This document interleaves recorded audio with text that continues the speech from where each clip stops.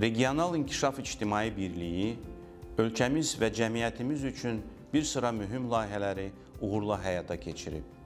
Bunların arasında xüsusi əhəmiyyət kəsb edən, azad olunmuş ərazilərdə öz doğma torpaqlarına qayıtmış soydaşlarımız arasında ictimai səhiyyə aid bir sıra maarifləndirmə layihələri xüsusilə vurğulamaq istərdim. Keçmiş 10 il yalnız təqvimdə dəyişən rəqəmlərlə deyil, RİİB-in institusional baxımdan davamlı inkişafı və ölkəmizdə nümunəvi ictimai birlik kimi formalaşması deməkdir.